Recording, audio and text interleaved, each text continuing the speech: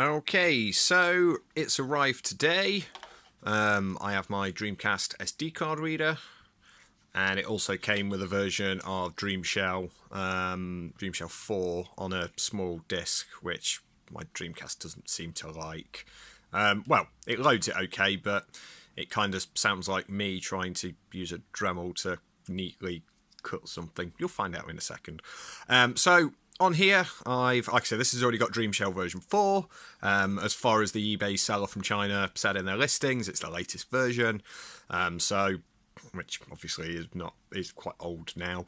So I went on the Dreamshell website and I, took all the files required to build the file system on the SD card, formatted the SD card, put the files on, and I have one ISO file on here which I had to convert from. Convert from a CDI image. So first things first, let's get them out of the way. Shut the lid down on this, and we'll fit the SD card reader with the serial port at the back, which is a bit tricky one-handed. And the last thing I want to do is to force it in and break it. So that's it. Plug the power back in. So we are on. I'm running this through VGA out into a 17-inch LCD monitor, and I've got it set up with some speakers down under there and all that junk down there. So let's fire up, and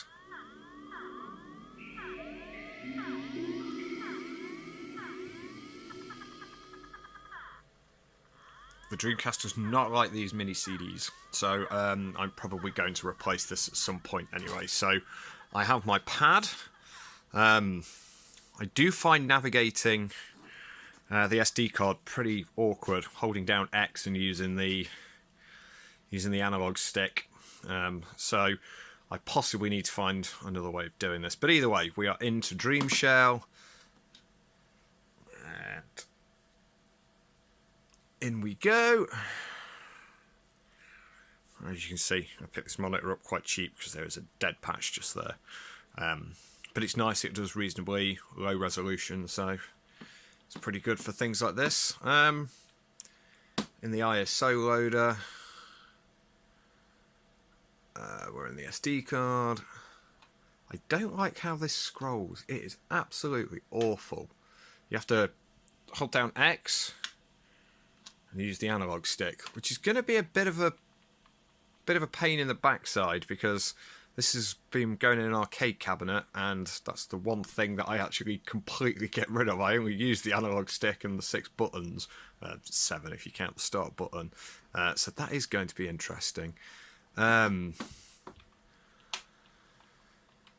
let's fire up Crazy Taxi. Let's do this. Now, one thing I have noticed, I haven't actually thought how I'm going to play this without holding my phone.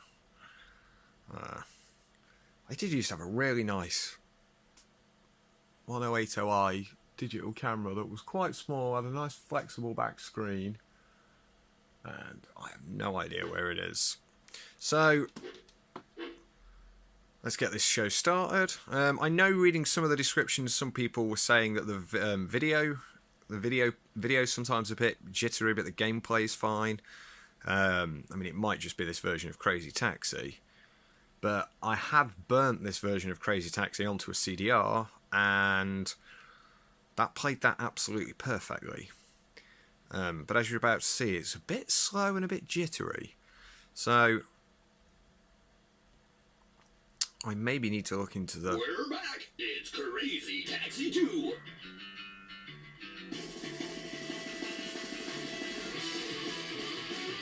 See, this all seems to be playing fine. Crazy Taxi 2C2C2C2C2! It does that, though, which is quite funny. It did that last time. Alright, let's go make some crazy money! Right, this is going to be interesting. Go ahead, pick the car and drive it!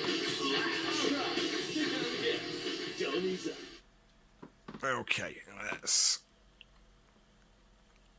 I can kind of get my thumb underneath that shoulder to that shoulder button. Let's see. I've never tried playing a Dreamcast game like this before with just one left hand, but oh well. It could be quite interesting. Let's see. Hey, it's time to make some crazy money. Are you ready? Here we go.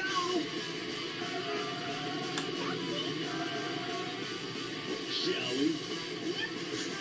All right, let's go.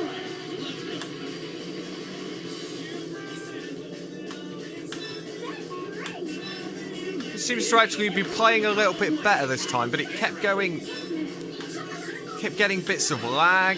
Yeah, it's doing it again. You can see it there. It struggles. But it's... So I need to try some more games. But we'll find out. It is very... It's struggling at times. Anyway, that's enough of me destroying it. So I need to try some more games because, like I say, the CDI file that this ISO is copied from using the software provided by Dreamshell plays absolutely perfectly fine when I just burn it to a bog standard CDR. Whoops, a bog standard CDR and play it that way. But through this SD card, it's a little bit slow. So I'm going to have to try it with a couple more. I mean, initially, my first build for this isn't going to have Crazy Taxi in. So the question is, can it handle Street Fighter and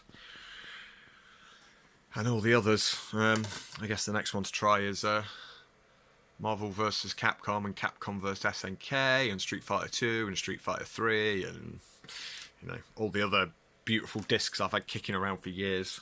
For I used to play all this before, but we shall see. So, first impressions then on this is okay, but I've still got more stuff to do. So, thanks for watching. This is a new channel. I used to do loads of videos on pipes and pipe tobaccos and cigars and snuffs and cigarettes and things like that in the past. So, this is my first dabble at doing these kind of videos. So,